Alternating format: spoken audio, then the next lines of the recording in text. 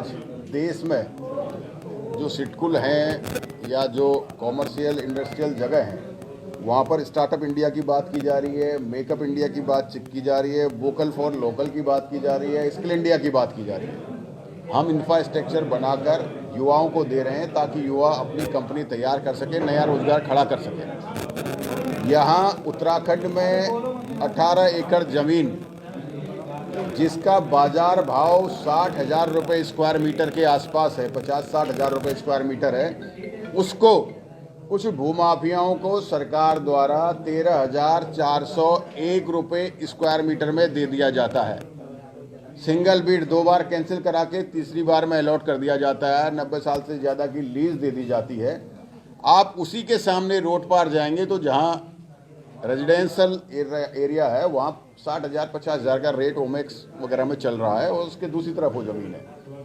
तो ये सरकार की संपत्ति को खुर्द बुर्द करके सरकार के राजस्व का नुकसान किया जा रहा है और अपने चहीतों को फायदा दिलाया जा रहा है। एक तरफ HP, HCL, माइक्रोमैक्स, जाइडस, बहुत बड़ी बड़ी कंपनियां रुद्रपुर, सितारगंज, हरिद्वार से पलायन कर रही हैं, जो हजारों लोगों को रोजगार देती थी।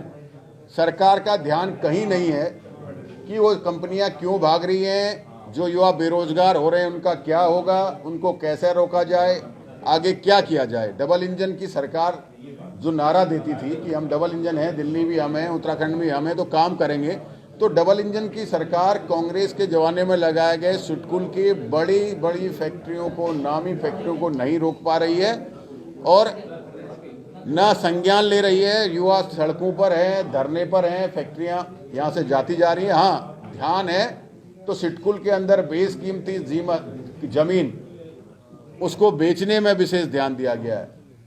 आप समझिए, अगर आज वहाँ इंफ्रास्ट्रक्चर तैयार करके स्टार्टअप इंडिया के तहत हमारे उत्तराखंड के युवाओं को वहाँ पे जगह दी जाती, भाई आप करिए, आप मिनिमम किराए पे आप अपना स्टार्टअप स्टार्ट कीजिए, स्किल इंडिया के लिए दिया जाता, वोकल फॉर लोकल के लिए दिया जाता, तो जो है कि आज मुझे लगता है कि कहीं ना कहीं उत्तराखंड के युवाओं को उसका लाभ मिलता। लेकिन चुनिंदा भूमाफियाओं को, खनन माफियाओं को ज़मीन अलॉट कर कर सरकार अपना उल्लू सीधा कर रही है और ऐसा लगता है कि हमारा प्रदेश लगातार कर्ज में डूब रहा है, लेकिन सरकार हमारे प्रदेश की संपत्तियों को इस तरीके से बेचकर राजस्व की हानि कर रही है।